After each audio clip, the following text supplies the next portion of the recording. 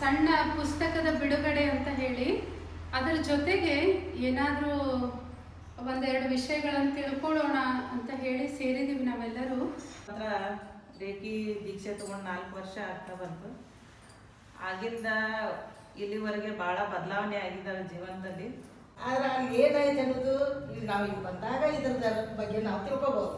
ಇದಕ್ಕೆ ಮೇನ್ ಬೇಕಾಗಿದ್ದಂದ್ರೆ ಮನಸ್ಸಿಗೆ ಅಲ್ಲಿ ಆದಂಥ ಅನುಭವ ಅಂತಂದ್ರೆ ನನಗೆ ನಿಜವಾಗ್ಲೂ ಅಂತಂದ್ರೆ ಸೂರ್ಯನ ಪ್ರಕಾಶ ಪೂರ್ತಿ ನನಗೆ ಮ್ಯಾಲಿಂದ ಹಿಂಗೆ ಕೆಳಗೆ ಹೋಗಿ ಅಂದ್ರೆ ಅಷ್ಟು ಅನುಭವ ಆಯ್ತು ನನಗಲ್ಲಿ. ಈಗ ಏನು ಹೇಳಿರಲ್ಲ ಅನ್ಸಾತೈತೆ ನಮಗೂ ನಾವು ಮಾಡಬೇಕಿದನ್ನ ಅಂತ ಹೇಳಿ ಇಲ್ಲಿ ಬಂದು ಭಾಳ ಇಂಪ್ರೂವ್ಮೆಂಟ್ ಆಗ್ತೈತ್ರಿ. ನಾವು ಅದನ್ನ ಅಳವಡಿಸ್ಕೊಳ್ಬೇಕು. ಅದನ್ನ ಮನೆಯ ವಾತಾವರಣ ಮೊದಲು ಹೆಂಗಿದ್ರು ಇಲ್ಲ ಎಲ್ಲ ಬದಲಾವಣೆ ಆಗ್ತಾ ಇದೆ.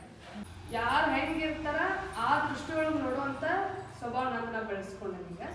ಆಮೇಲೆ ಮನೆಯೊಳಗೆ ಯಾರು ಹೆಂಗೆ ಇರಲಿ ನಮ್ಮನ್ನ ನಾವು ಬದ್ ಮಾಡ್ಕೊಂಡ್ಬಿಡ್ತೀವಿ. ಒಂದು ಮರುಭೂಮಿ ಒಳಗೆ ಹೆಂಗೆ ನೀರು ಸಿಗ್ತೈತಿ ಹಂಗ ಆಗೈತ್ರಿ. ನಾವು ಮನಸ್ಸಿನಾಗ ಏನೋ ಒಂದು ಶಾಂತಿ ಸಿಗಾತೈತಲ್ಪ ಅಂತೇಳಿ ನನಗೆ ಅದು ಎಕ್ಸ್ಪೀರಿಯನ್ಸ್ ಈಗ ಚಲೋತ್ತಾಗೆ ಆಗತ್ತೈತ್ರಿ.